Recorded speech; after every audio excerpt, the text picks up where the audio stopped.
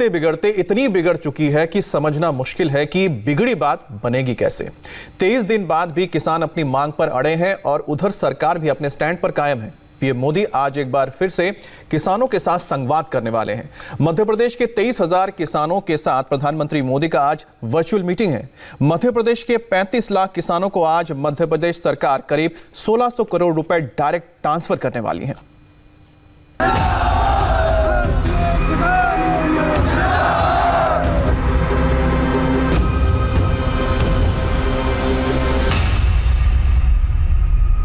आज एक बार फिर प्रधानमंत्री नरेंद्र मोदी किसानों से डायरेक्ट संवाद करने वाले हैं। आज एक बार फिर कृषि बिल पर फैलाए जा रहे भ्रम से किसानों को सावधान करने वाले हैं। दिल्ली में किसान आंदोलन पर सबसे बड़ी खबर आज मध्य प्रदेश के रायसेन से आने वाली है। प्रधानमंत्री नरेंद्र मोदी वर्चुअल तरीके से मध्य प्रदेश के किसानों के दिमाग में घूम रहे हर सवाल का जवाब देंगे। पीएम के एक एक वाक्य में किसानों के लिए बड़ा संदेश होगा। आज पीएम दिल से बात करने वाले हैं और किसानों से डायरेक्ट बात करने वाले हैं। किसानों को मोदी एक बार फिर से समाधान का फॉर्मूला समझाने वाले हैं। आजकल दिल्ली के आसपास किसानों को भ्रमित करने की बड़ी साजिश चल रही है। उन्हें डराया जा रहा है कि नए कृषि सुधारों के बाद किसानों की जमीन पर दूसरे कब्जा कर लेंगे।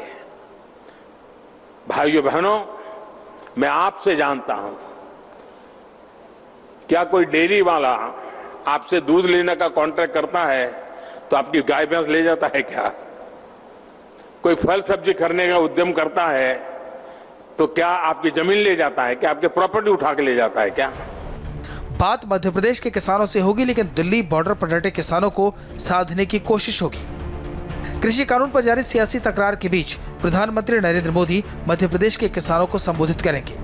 दोपहर 2 बजे रायसेन में होने वाले किसान कल्याण सम्मेलन के दौरान लगभग 23,000 पंचायतों के किसानों से पीएम मोदी सीधा संवाद करेंगे। इस कार्यक्रम के दौरान मध्य प्रदेश सरकार करीब 35 लाख किसानों के खाते में 1600 करोड़ रुपए डायरेक्ट ट्रांसफर करने वाली है। बारिश और ओलों की वजह से फसलों को हुए नुकसान की भरपाई के लिए पैसे सीधे किसानों के खातों में ट्रांसफर किए जाएंगे। दिल्ली में किसान आंदोलन का आज 23वां दिन है। किसान तीनों कानूनों को वापस लेने की मांग पर अड़े हैं तो सरकार साफ कर चुकी है, कानून किसी भी कीमत पर वापस नहीं होगा। आंदोलन में बैठे किसानों को कोई समाधान निकलता नहीं दिख रहा और इस बीच आज एक बार फिर पीएम किसानों को बताने वाले हैं, जिस फरेब को सच मानकर किसान धरने पर बैठे हैं वो विपक्ष का फैलाया हुआ सिर्फ एक भ्रमजाल है।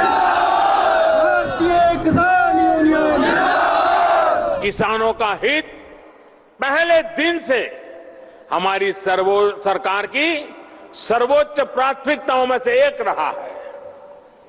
खेती पर किसानों का खर्च कम हो, उन्हें नए नए विकल्प मिले, उनकी आय बढ़े, किसानों की मुश्किलें कम हो, इसके लिए हमने निरंतर काम किया है। सरकार बार बार नए कानूनों पर भ्रम फैलाने वालों पर चोट कर रही है और नए कानूनों से पुराना सिस्टम बदलने वाली ईमानदार नीयत और ईमानदार कोशिश बता रही है। नए कानूनों से न्यू इंडिया का किसान कैसा होगा, ये मध्य प्रदेश में शिवराज सिंह चौहान घूम घूम कर किसानों को बता रहे हैं। व्यापक हित में है किसान के, और ये बात लगातार मध्य प्रदेश में हम किसानों के बीच ले जा रहे हैं। किसान को नहीं तो बंधक था कि मंडी में ही बेचो, मंडी एरिया के बाहर मंडी के बाहर अगर बेची तो ट्रक पकड़ लिए जाते थे, मंडी टैक्स की चोरी की, अवैधानिक काम किया। अब प्रधानमंत्री जी ने तो किसान को स्वतंत्र कर दिया कि मंडी में चाहो तो मंडी में बेचो, मंडी चालू रहेगी, मंडी के बाहर बेचना मंडी के बाहर बेचो, फूड प्रोसेसर को बेचो, किसी एक्सपोर्टर को बेच दो, कोई अगर वेयर हाउस पे खरीदता तो उसको बेच दो लाइसेंस लेके। क्या दिक्कत है? जहाँ किसान को सही दाम मिलेगा वो खेत पे बेचेगा, वो खलिहान में बेचेगा, वो घर पे बेचेगा, वो मंडी में बेचेगा। किसी को आपत्ति क्या है? काहे को आंसू बहाए जा रहे हैं? इस बार शिवराज सिंह चौहान किसानों को रायसेन में समझाएंगे और साथ में दिल्ली से होंगे प्रधानमंत्री। पीएम और सीएम को एक साथ मध्य प्रदेश के किसानों के साथ भारत में हजारों किसान सुनेंगे। सरकार की कोशिश सिर्फ ये है कि दिल्ली में सड़कों पर बैठे किसान कानून को समझ सकें, सरकार की ईमानदार कोशिशों को समझ सकें, क्योंकि किसान जिसे आंदोलन बोल रहे हैं उससे दिल्ली के कई बॉर्डर लॉक हैं और बिजनेस डाउन है। कृषि मंत्री नरेंद्र सिंह तोमर ने किसानों के नाम एक खुला पत्र लिखा है। 8 पन्नों के इस लेटर में कृषि मंत्री ने कहा है कि